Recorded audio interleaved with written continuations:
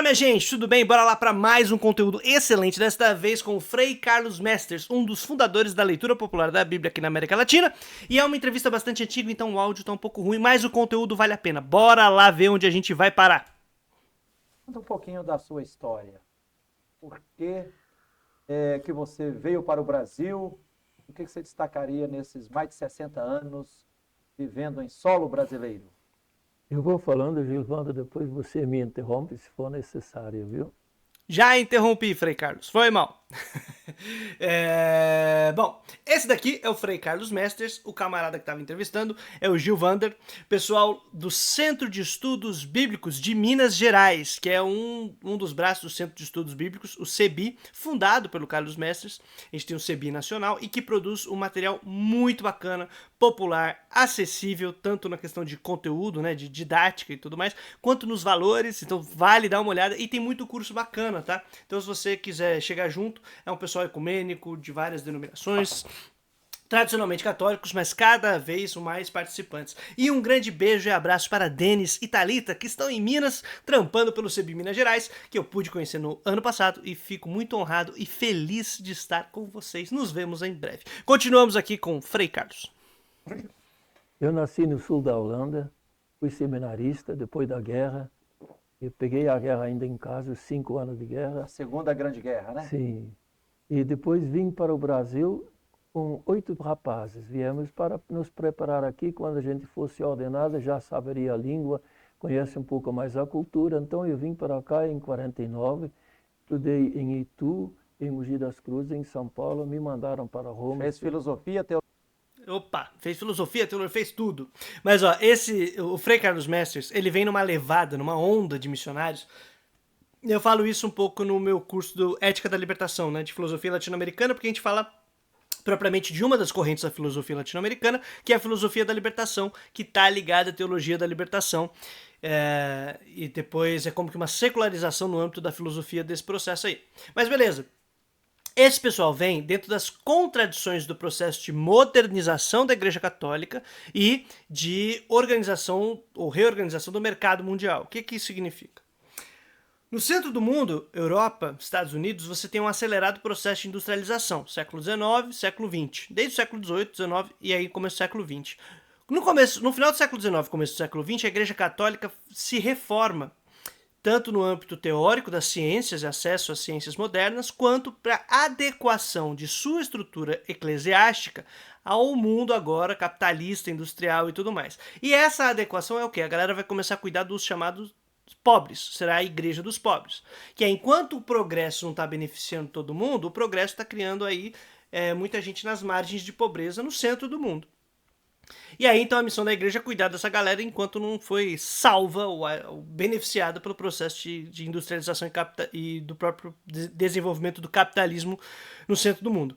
E aí, eu trabalho isso no primeiro capítulo do meu doutorado, inclusive. Foi muito legal fazer essa pesquisa. O que acontece? Quando a igreja quis se antecipar, então manda uma série de missões e novas organizações para as periferias já. Então para os países não europeus, América Latina, Ásia, África e tudo mais. Na América Latina já com países independentes que tinham movimentos nacionalistas, querendo aí já alguma relativa autonomia na participação do mercado mundial, não mais só subserviência, uma série de contextos muito específicos. Essa galera chega aqui e percebe uma contradição muito básica e fundamental. A pobreza na periferia era causada pelo próprio processo de industrialização no centro. Então, para que as pessoas fossem beneficiadas nos centros, na periferia tinha que ter uma superexploração. Nesta dinâmica, entram em contradição a missão desses caras e o que eles precisariam fazer para cumprir com sua missão, ou seja, não seria defender a modernização industrial capitalista, senão ir contra ela. E aí você tem uma contradição na missão e do que ele deveria fazer e do que ele está descobrindo que ele precisa fazer para cumprir a própria missão. Essa contradição interna. E aí com as pressões populares, os movimentos de luta popular, a resistência no campo contra as expulsões, né, os grandes latifúndios, a galera vai perdendo a terra, essa coisa toda.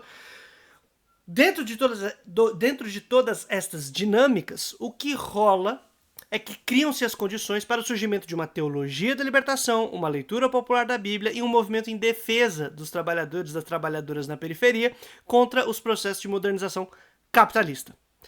O Frei Carlos Mesters é um dos frutos desse processo contraditório aí. Muito novinho tá aqui, vindo da Europa, vê esse negócio todo, e aí, bom, a história. Teologia? E o noviciado, fiquei frade carmelita, e então a teologia eu completei em Roma, e lá me mandaram estudar Bíblia. Eu gostei demais da ordem que deram, que até hoje não estou arrependido.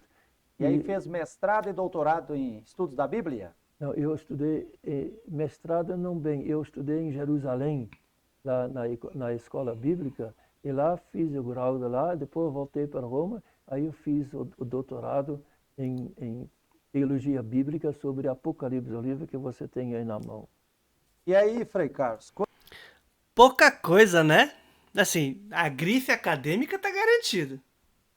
Quando você voltou para o Brasil, parece que um dos primeiros livros foi esse, 6 Dias nos Porões da Humanidade, aqui na segunda... É que nós temos um confrade, Frei Domingos Fragoso, o irmão dele era bispo de Crateús. E então eu, por causa do irmão dele, eu fui para Crateús, no Ceará, e lá andei muitas vezes. Então eu tive que fazer uma vez uma visita pastoral junto com uma porção de pessoas e tomei nota das coisas e a história lá, 6 dias nos porões da humanidade, no meio dos pobres lá. Fica a dica de ler esse livro, é muito massa, ele é muito interessante, muito forte também. Então, nos anos 70, no sertão nordestino e no Ceará, e o Frei Carlos Mesters vai contando, né, vai narrando as experiências dele, as crises que ele tem no processo que ele está realizando sua missão por lá, e a vivência das pessoas, o dia a dia, né, ele relata quase como um diário. É um livro muito bacana, viu? Tá aqui na mão.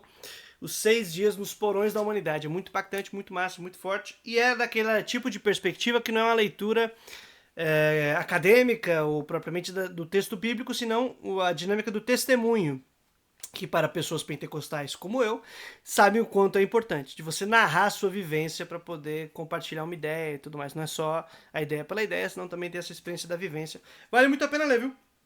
Fica a dica aí, é muito massa.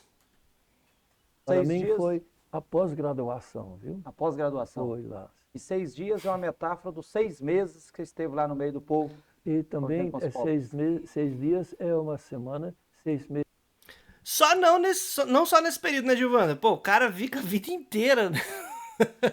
Tanto que assim, você que tá acompanhando esse vídeo, caso você não conheça o pessoal da Teologia da Libertação, não tá ligado ao movimento popular dessa pegada, mais católico, sei lá, ou ecumênico, você não faz ideia de quem seja o Carlos Mesters, e o cara tem uma produção acadêmica bizarra, ele é internacionalmente reconhecido, é um cara embaçadíssimo, e fica no interior, sumido, trabalhando com a galera na roça, no interior.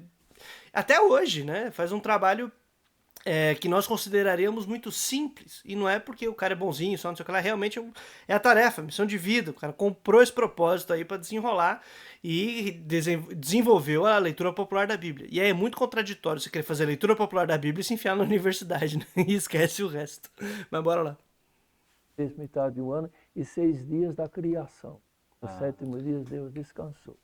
E Então, para se interpretar bem a Metáforas. Bíblia, você estudou na academia e também estudou no meio dos pobres?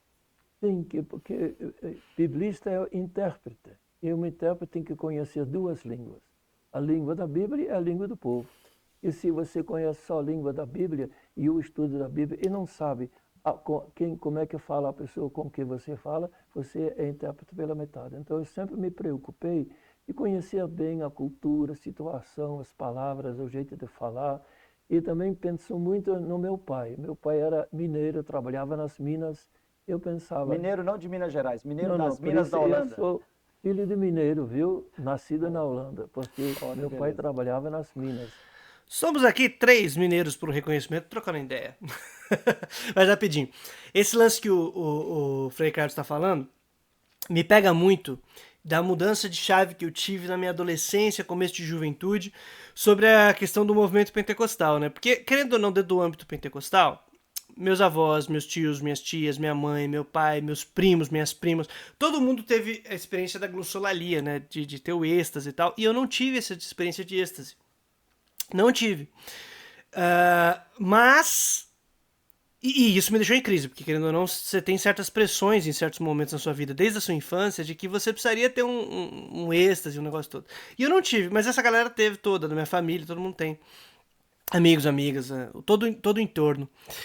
E aí eu lembro de uma vez, de estar trocando ideia com a molecada, e alguém falou, pô, mano, você fala... eu te entendo, você fala de um jeito que é muito acessível, muito didático, muito massa. Aí depois, passa um tempo, eu tava dando aula pro pessoal mais velho, senhoras, né, senhores e tal. E, nossa, você fala, você não ouviu, mas eu entendo o que você fala, tal. E aí eu percebi que eu me adaptava, e eu não tinha percebido, mas eu me adaptava a cada ambiente e a cada grupo que eu tinha, com um tipo de linguagem. E pra mim isso começou a dar sentido porque significa ser pentecostal, que é isso que o mestre está falando. É falar a língua que o outro entende. E aí se você lê lá em Atos, essa é uma das possibilidades que nós temos. Eu não tô negando aqui a galera que tem glossolalia, experiência popular, experiência efetiva, de êxtase e tal. Não, tamo junto, gente. Não tô falando isso. O meu ponto é, uma das possibilidades de leitura e de compreensão também é essa. Que lá no livro de Atos, pra você que é crente, ser crente, todo mundo que manja do mundo cristão evangélico, pentecostal, o pessoal fala em línguas, mas fala nas línguas que o pessoal entende. Óbvio que tem a glossolalia também que ninguém entende. Mas naquele momento ali da missão, ele fala e cada povo fala, nossa, eles falam e eu entendo na minha língua o que eles estão dizendo. E aí pra mim era tipo, a galera aprendeu a falar a língua do outro, entendeu? E aí pra mim isso é uma experiência pentecostal muito massa. Você saber falar a língua de outras pessoas, de outros grupos, de outras maneiras, então tá atento de como que as pessoas falam e tudo mais pra você poder conversar em sua língua, em seu ambiente. Uma coisa é tá trocando ideia na universidade, na academia, não sei o que lá. Outra coisa é tá trocando ideia na rua, outra coisa é tá trocando ideia no lugar onde eu moro aqui. Outra coisa é tá trocando ideia com a molecada num bairro mais de classe média, num bairro mais da periferia, no interior, é completamente distinto. Assim como fazendo React. Escolhemos uma maneira de abordar os temas, mas bora lá. Então, esta preocupação de falar de tal maneira que o povo que não estudou muito também possa entender que a Bíblia foi escrita em primeiro lugar a partir desse povo e para esse povo. Frei Carlos, e em aliás, várias vezes nos textos, o senhor diz que Deus escreveu 2 livros. Sim. Um é a Bíblia e o outro. Como é que é essa história? O primeiro livro não é a Bíblia. O primeiro livro é a vida. Não diz lá que Deus criou, gritou o sol e o sol começa a existir. Deus fala e as coisas começam a existir. Sabe que ele falou uma palavra assim, Gilvandre, e você existe graças à palavra. Você é uma palavra ambulante de Deus e o meu xará Carlos também. E eu também. Todos somos. Só que, como diz Santo Agostinho, este primeiro livro de Deus, Deus quer falar conosco através da vida, dos fatos, de tudo que acontece, do sol, da lua, tudo que acontece na vida. E Santo Agostinho diz, por causa da nossa mania de pensar que somos donos de tudo, atrapalhamos as letras do primeiro livro. E aí não entendemos mais a vida. E aí o Espírito Santo, que já escreveu um livro, já tinha prática, escreve o segundo livro, que é a Bíblia. Não para ocupar o lugar da vida, mas para nos ajudar a entender a vida. Não preciso nem comentar, né, minha gente? Gente querida, gente querida. Isso aqui, quando você leva a sério, você começa a entender o que significa ser palavra viva, ser testemunho. Várias metáforas que nós temos dentro do texto, que é um texto, entendeu? Só que no nosso ambiente evangélico, em especial, esse texto se torna mais importante do que qualquer outra coisa, do que a própria vida, que dá condição de possibilidade para o próprio texto existir. E o Carlos Mestres acabou de dar uma aula para a gente de ter uma chave decente. Olha para a vida primeiro e interpreta bem ela para poder conseguir ler o texto. Se você fizer o contrário, você corre o risco de destroçar os textos vivos, ou a palavra viva, ou aquilo que está antes e dá condição para o próprio texto existir. Fica a dica aí, minha gente. Frei Carlos, tem muita gente que diz, tantas pessoas de dentro da Igreja Católica ou dentro de outras igrejas, que diz mais ou menos o seguinte: a Bíblia não precisa ser interpretada, basta ler e colocá-la em prática. É assim ou não? Como é que é isso? Ó, tem muito mano no nosso meio reformado, crente, evangélico, pentecostal, que seja, que mesmo que diga, não, tem que ter hermenêutica, exegese, trata isso. É só ler a Bíblia, só ler a Bíblia. É só pegar o que está escrito no texto bíblico.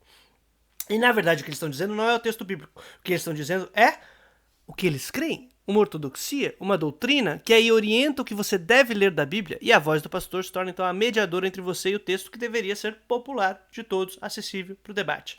Vou tentar lembrar de colocar aqui na descrição um texto chamado Bíblia e Ideologia, que nós publicamos pela revista Zelota. Vai, Zelota! Então, se eu nasci na Holanda, se eu agora começo a falar holandês para você, você entende? Não. Então, alguém tem que explicar. E se eu uso expressões, por exemplo, eu falo para alguém assim, em português, para um francês eu digo, vá tomar banho, ele vai entender? Vai não. Vai. Porque ele vai responder, eu já tomei banho. Mas quando nós dizemos, vá tomar... No caso do francês, Carlos Mestres, talvez ele não tenha tomado. banho, queremos dizer, tem que interpretar, senão a pessoa sai. E assim na Bíblia, por exemplo, aquela frase que tem no Antigo Testamento, não pode comer carne de porco. A frase está lá, preto sobre branco. Então teve uma comunidade, eu gostei demais da interpretação, lá no Espírito Santo, lugar chamado... A comunidade eclesial de base? Sim, uma comunidadezinha descendendo de quilombos, lá no Espírito Santo. Eles leram o texto.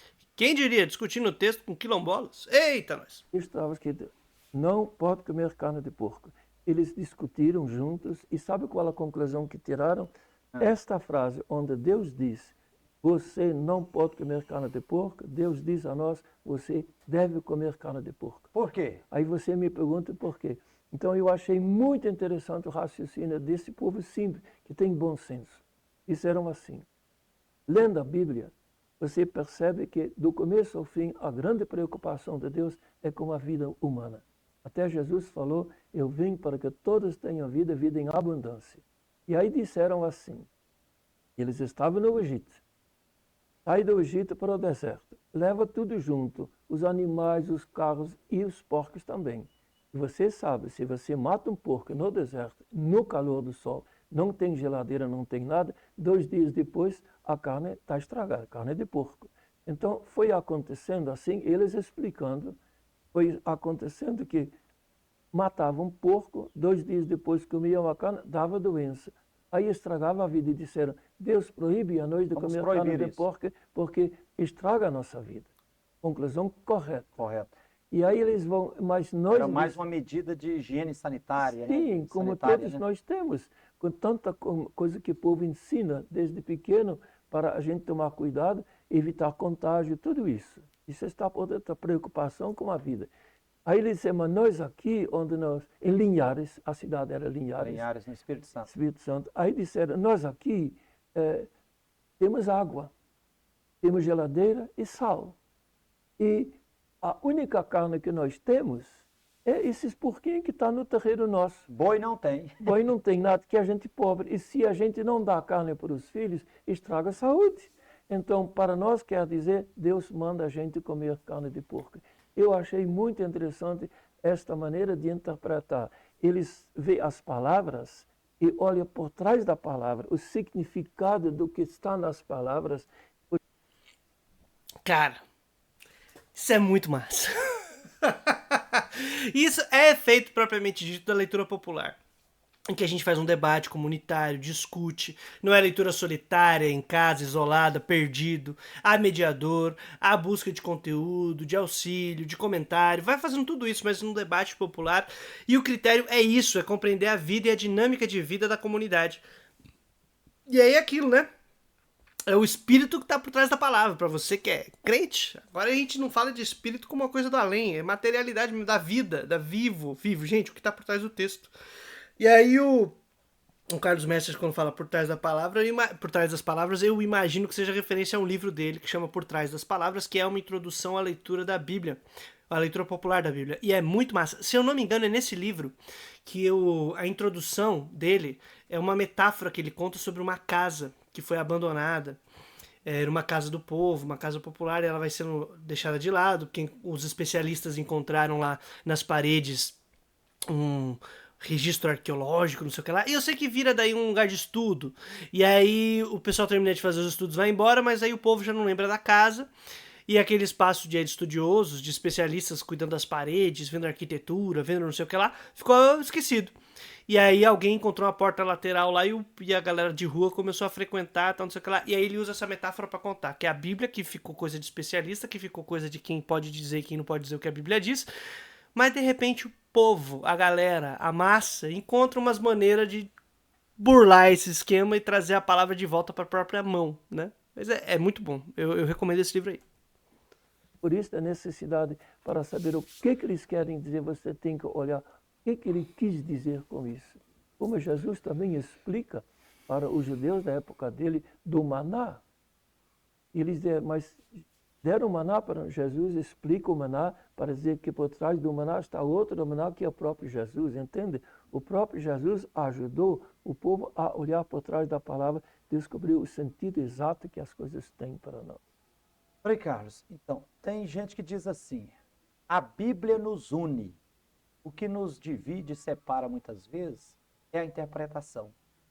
Quais, assim, se eu pudesse dar umas dicas, quais as principais chaves que destranca a Bíblia para que a interpretação realmente, para que a Bíblia possa ser de fato um farol ou um retrovisor para iluminar a caminhada do povo? Então, aí eu digo assim, a experiência minha diz o seguinte, quando duas pessoas, você lê a Bíblia, lê um trechinho, eu estou com você, e eu leio o mesmo trechinho, e você diz, eu entendi isso. Aí você lê, mas eu entendi assim, enxergo isso. Então eu escuto a sua interpretação, você escuta a minha, eu aprendo de você e você aprende de mim. Então quando 3, 4, numa comunidade, num círculo bíblico, o povo lê, não é para brigar, é para eu escutar de você como é que você vive, como é que você... Uma vez, num pequeno grupo, tinha 2 senhoras, então leram um texto bíblico e uma senhora disse a pergunta, e você, o que você entende? E ela respondeu assim, eu sou muito pobre, sei muito pouco, eu fico só escutando para aprender. E aí uma outra senhora disse para ela assim, Dona Evelina, não diga que não sabe nada, a senhora tem o Espírito Santo.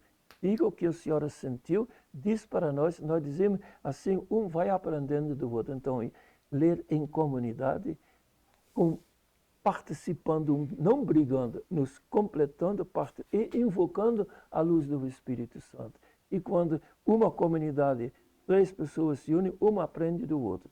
Quando 3 comunidades se unem, uma comunidade aprende da outra. Então, esses encontros de comunidade, esses encontros intereclesiais, isso é muito importante. Os apóstolos fizeram a mesma coisa. Os 2 que estavam no caminho de Emaús viram Jesus. Se levantaram, foram para Jerusalém e lá disseram, nós também vimos. Então, partilharam, no fundo, partilhar a experiência da ressurreição. E aí acontece o que diz o Evangelho de ontem. Diz assim, eu vou embora, Jesus disse, mas eu vou mandar o Espírito Santo e ele ajuda a vocês a entender toda a plenitude da verdade. Então, eu acho que é a chave principal. Oração, rezar, invocar. Segundo, escutar um do outro, ler em comunidade e olhar bem o que está escrito. Conectado com a realidade, com a vida com a realidade, não só de hoje, também, por exemplo, quero um exemplo muito simples. Pera aí, Carlos. Já eu vou me empolgando, não vou nem fazer um comentário daqui a pouco.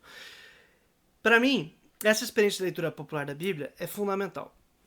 2, 3 reunidos, um discute com o outro, e ainda na experiência que eu pude ter, o aprendizado de que um terceiro que julga, um quarto, um quinto, e a gente faz esses debates, nós encontramos caminhos comuns, leituras sim, riquíssimas e de aprendizado mútuo, né? Então, compartilhar. E a gente tá com vício, e aprendeu esse vício modernoso, de que a leitura da Bíblia era muito solitária. Você faz o devocional para você faz a leitura na tua casa. E